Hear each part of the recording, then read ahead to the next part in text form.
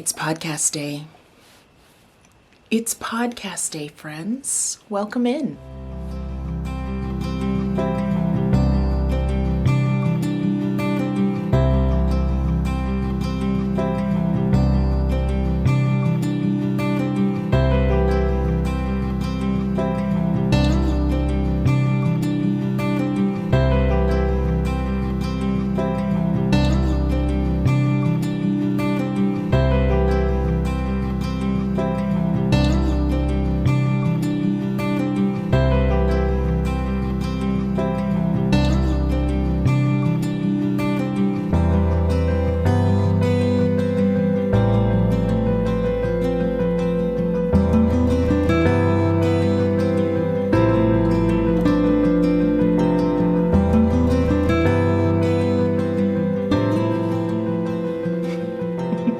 Well, hello. Hello and welcome to the heyBrownBerry channel. My name is Mars and you are welcome here. Thanks for joining me for another episode of the heyBrownBerry podcast. Today I am recording in my craft room on an early Saturday morning, and this is my Answer Your Questions episode. To put it plainly, I decided to do a very simple video answering some of the questions that were asked by you, the viewers of this podcast. In a previous video, I reached out asking for an opportunity to connect with you by way of questions that you have for me. And boy, have you all delivered. At my last count, there were about 70 questions in the comment thread, which is fantastic. It's amazing to me that so many people are curious about me and my making, and that really was gratifying to see. I looked at the questions and thought about different ways in which I could spread them out and answer a good number of them. I noticed that in the questions you all asked, there were some themes. Many of you are interested in what inspires my making. Many of you are interested in how I got started in the fiber and yarn world. Some of you asked non-fiber related questions, which was great. There really weren't any rules put on this. It was nice to see that some of you are interested in the things that I do that aren't about fiber or fabric. So many of you said lovely things about this podcast and what you enjoy about being here with me. Thank you for that. Whether or not I answer your question in this episode or another, know that it means a lot to me that you find a comfortable, calm, positive space here. I will start by answering a question from a couple viewers. I am not a naturally calm person. It actually takes a good bit for me to settle my mind, to speak slowly, to create a feeling of ease and calm. The benefit I have, though, is when I turn the camera on and think about releasing these videos to you all, I do have a natural slowing down that happens. Moving through my day and buzzing around the house, not so much. But sitting down here and talking with you, which is what it feels like, does actually bring me a pretty peaceful feeling. So I'm lucky that the dial turns down for me when I hit record. I'm glad that resonates for many of you. Moving at a frantic pace is not sustainable, so I welcome this opportunity to shift that. I went through many of the questions and tried not to be super selective in the sense that I didn't want to cherry pick questions. If that's not a familiar phrase, to cherry pick is, to go in and only choose the questions that were the sweetest to me. I wanted to answer the questions as they were asked, and I also wanted to be a bit unfiltered in the sense that I didn't want to just answer questions that I thought, I have a quick and easy answer to that. Many of you asked me things that made me stop and think, and I have read through them all. So I actually used random number generator to help me select questions that I would answer in this episode. It's possible that I might do a part 2 of this Q&A format, and that would allow me to answer some more questions at a later date. Random number generator helped me pick a list. I printed them out, and I'm going to answer some of them right now. Through the magic of editing, I'm hoping that this will flow quite easily and you won't have to see all of the processes that happen in my brain as wheels turn and I think through what you're asking. Other than that, though, I haven't practiced any of these answers. I haven't rehearsed them. I haven't made notes. This is how it happens here.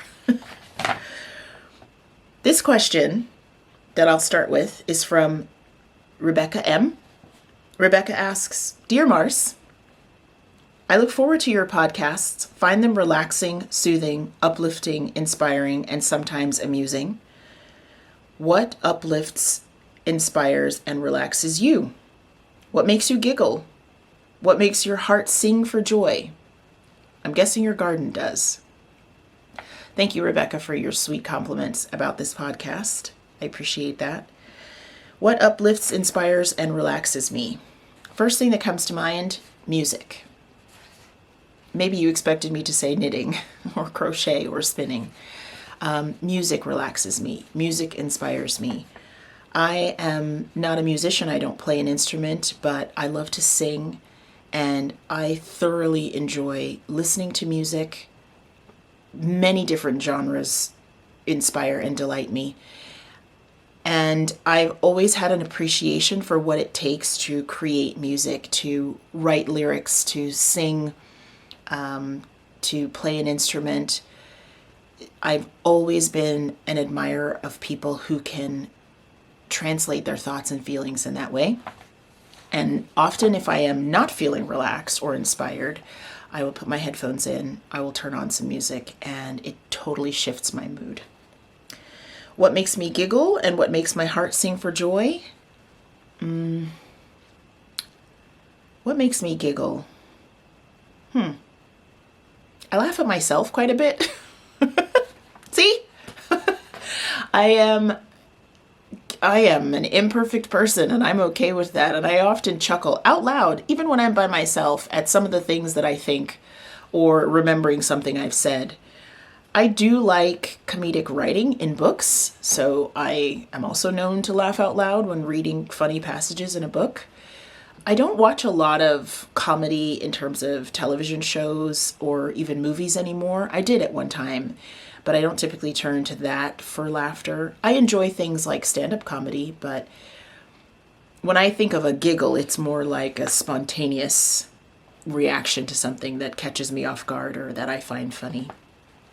I have some really funny friends too. I often find a lot of laughter in conversations with my close friends, and they're not people who tell jokes for the sake of a joke. There's just, I think, a joy in them. And there are certain people that I talk to that I'm laughing most of the time. You know who you are. What makes my heart sing for joy? First thing that comes to mind is my daughters. Even though my daughters are well into their teenage years, I find so much joy in who they are and how they are and the things that they talk about and the things that they care about. And it's actually quite amazing to me that I gave birth to 2 other humans. Things that might be kind of commonplace for other people continuously blow my mind. So the fact that I was part of creating other beings is like next level amazing. And who they've become now in their older years, when we can have full-on conversations and they have passions and interest, I am joyful as a mom. I am joyful as another person who interacts with them as people. And my garden does give me joy, although it's a small garden. But it gives big joy. I'm not going to lie. I grew some things on purpose this year in my garden and did find joy. Thanks, Rebecca, for your question. Here's one from Janet. And I just have to say that these are going to be mixed in terms of topic and theme. Part of me feeling natural in this connection is not to organize this in a specific way where making questions go together and personal questions go together. So Janet's question is about spinning. Janet asks questions about your journey as a spinner. What's your favorite type of drop spindle? Top whirl, bottom whirl, middle whirl? I have not explored a lot in terms of spindle formats. Back here on my shelf, I have my collection of spindles, and all but one of them are top whirl spindles, and that's what I'm used to. It's what I've spun on for the last few years. Totally willing to try others, but my collection is hefty right now, so I'm not in the market for buying new ones, but interested in exploring other types at some point. Janet also asked, what were steps you took or things you figured out that helped you become able to consistently spin the yarn you envisioned? Full disclosure, I am not at the level in my spinning where I start out with a spinning project and produce the yarn I thought I was going to. I am still very much in the learning stage, in the experimentation stage. When I sit down at my wheel to spin, or even when I pick up my drop spindle, most of the process is still me learning that fiber. I do go in with a plan, things like I'd like to spin this fiber fine and then create a 2-ply or a 3-ply yarn. But I'm not at the point where I can manipulate everything and get exactly what I thought I would. And I'm actually okay with that. I've been spinning for about 3 years now, and that is a goal for me in terms of spinning what I plan to, because it means that I can also plan projects around my handspun. But it isn't so much of a boundary that I let it bother me if it doesn't quite work out. Janet asks, how did the skills you learned on the drop spindle transfer to the wheel when you began wheel spinning? I love this question. Not everyone takes the same journey with spinning. Mine happened to start with the drop spindle, and then I did move to a wheel. Thank you for knowing that, Janet. I think that means you've been here for a while. I transferred mainly the rhythm of spinning and drafting from my spindle days to my wheel days.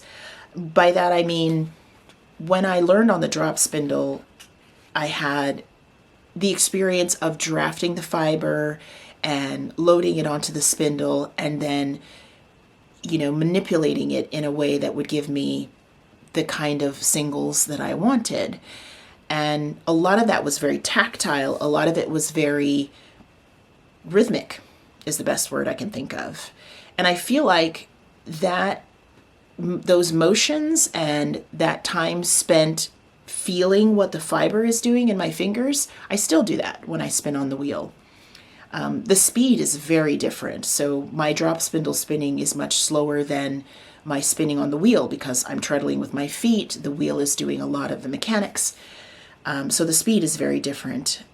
I also feel like I transferred my preparation process. So the way that I prep my fiber and I pre-draft it for drop spindle spinning is the same way that I prep my fiber when I am getting ready to spin on the wheel. And the last parts of her question, what do you know now that you wish you had known when you first started spinning?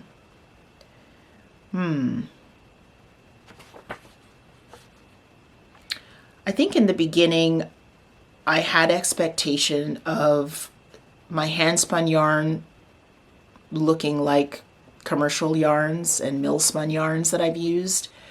And so I wasn't very happy with bulkier weights, heavier weight, thick and thin yarns when I started. It was just a pressure that the yarn was supposed to come out looking a certain way. And so I did spend time frustrated when it didn't. And what I wish I had known then is that just about everybody starts with thick and thin, lumpy, bumpy yarn in the beginning, and that's just a stage that you go through. I think I would have removed some of those frustrated days if I could have. And what advice would you give a beginning spinner? Be patient with yourself. Don't buy a whole lot of fiber at once when you start. I've learned that different fibers really do behave very differently. No matter how proficient you become as a spinner, you are always going to have to account for how the fiber wants to be spun. You're always going to have to account for the natural properties of a fiber. And that's something that comes with time. And if you overload yourself with a whole lot of fiber that comes from different breeds or have been processed differently, you may not give yourself the time and the space to learn each of those things in their own time. And being patient with yourself, I think there is this balance between the excitement and the novelty of learning something and the expectations we set for an outcome.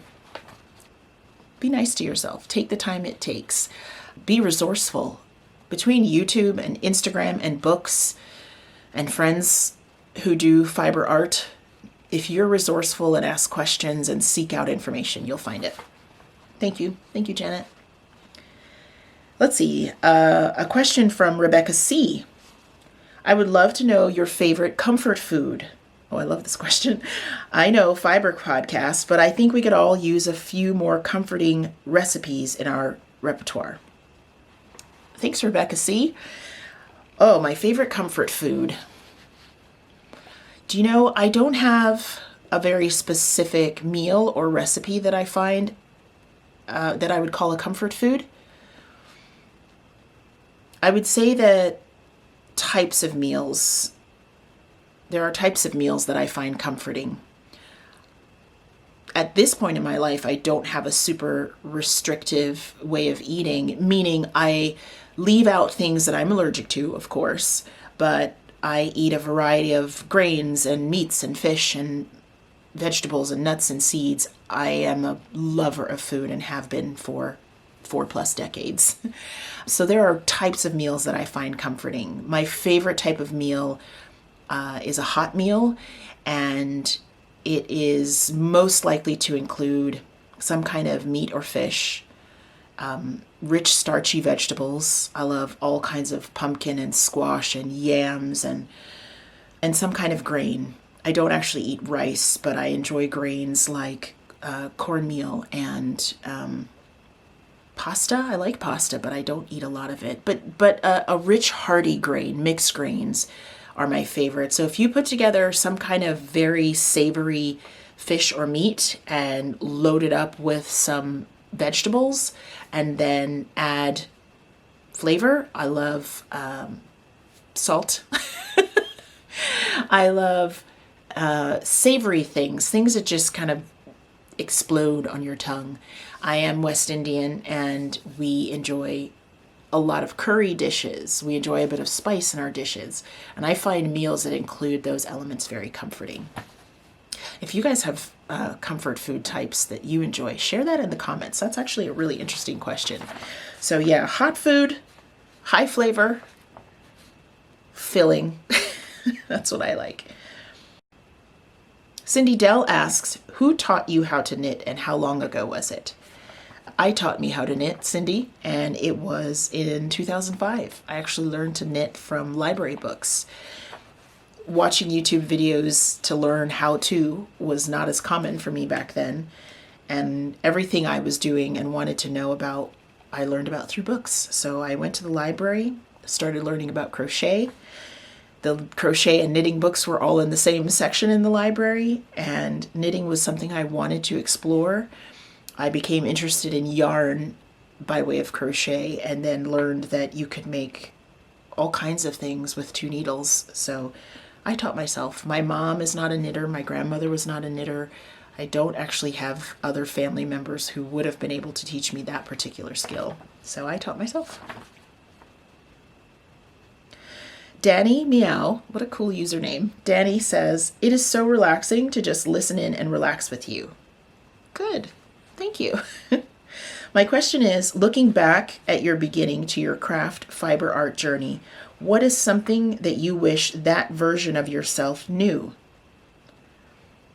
There is always going to be something new to learn. I would tell past me, you are never going to run out of things to be interested in. And that's something to celebrate. In the beginning, I do feel like my fiber crafts felt like they had a destination, and that there would come a day when I would feel like a capital K knitter or a capital M maker.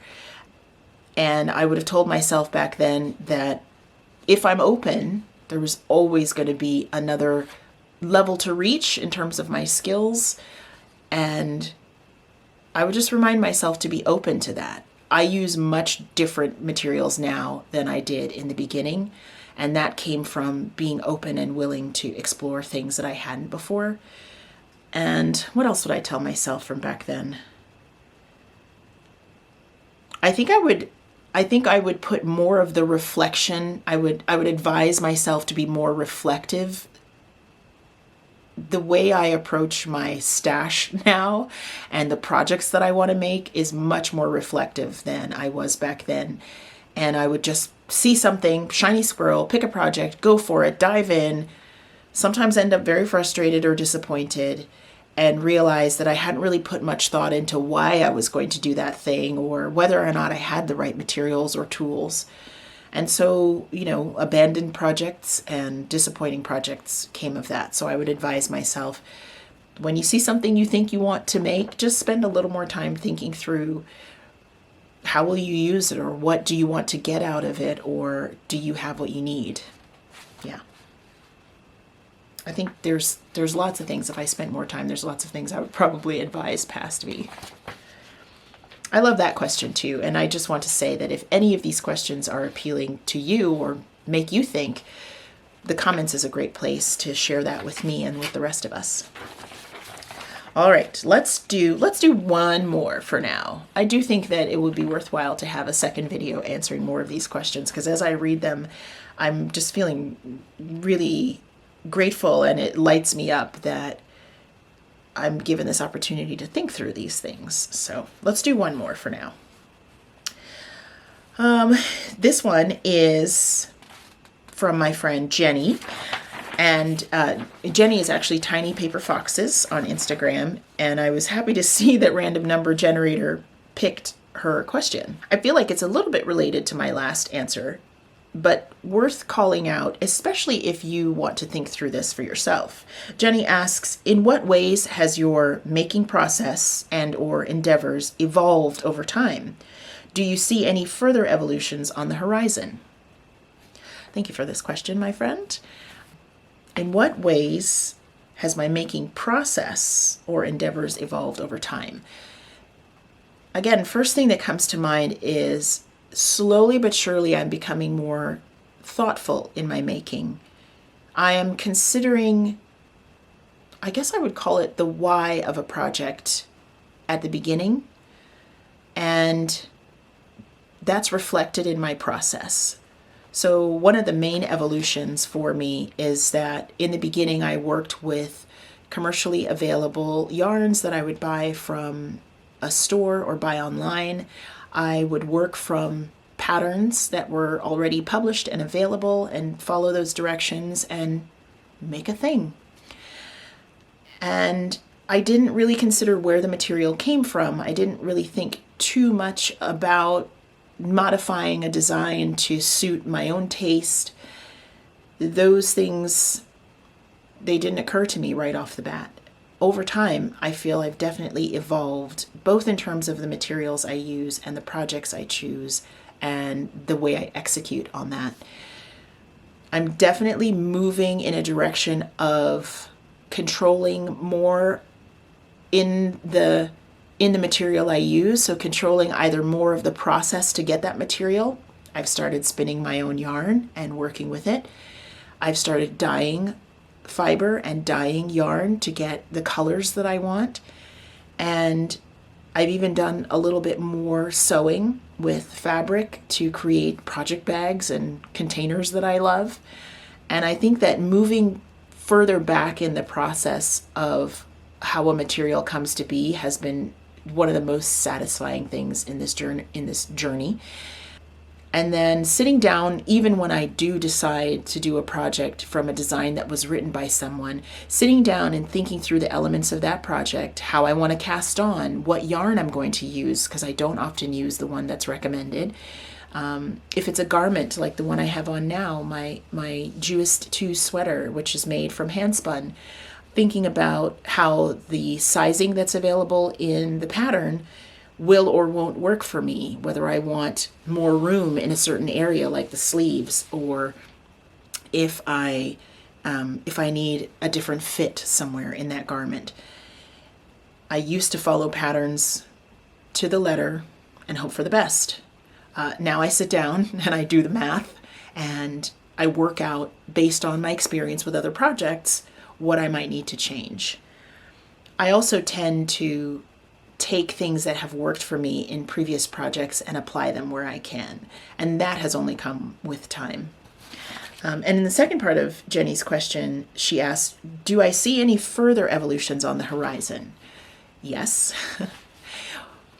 I have a soft spot for what I like to call the way things were. So often when I'm attracted to something in making, it's because I feel that it's connected to the way we used to do things. And I mean the collective we. So there was a time when we didn't have all the machinery and tools and options that we have now. And hand making was more a way of life, and it was just what you did to produce what you need. And I'm very attracted to those kinds of processes, and I am moving in a direction even further, I guess you would say, even further back in the chain. There are things I'd like to try, like weaving, making my own fabric. My friend Marina, who has the Marina Skewa podcast, is a weaver, and she has actually used, hand spun, hand dyed yarns in her weaving, and things like that are so amazing to me. Putting our two hands to each part of the process is wonderful. It's magical. I really find that to be a kind of magic. And so I think my evolution will be to take things I already enjoy doing, like sewing small things, and inserting my own creativity in making the materials for that. I've started naturally dyeing linen and linen thread for embroidery, and I'm working more with plant and food dyes for dyeing fabric and for dyeing yarn. So the evolution for me is to be closer to the materials that I use. I do find that when I have spun a yarn and worked with it, there is a special connection in that project for me. So yeah, that's what I can think of as an evolution towards being more connected to the materials I'm using and kind of deeper into the process. I'm also working with fibers and materials that I feel closer to, in the sense that, if I know the shepherdess who feeds the sheep that grew the fiber that made the yarn, I'm into it. So even tracing back a bit further in my materials that other people have created is becoming more and more appealing to me. So thank you, Jenny, for that question. I am going to leave it there, friends. I'm going to publish this video in the hopes that you can join this conversation with me and feel good about the fact that maybe there are some ways in which we are alike.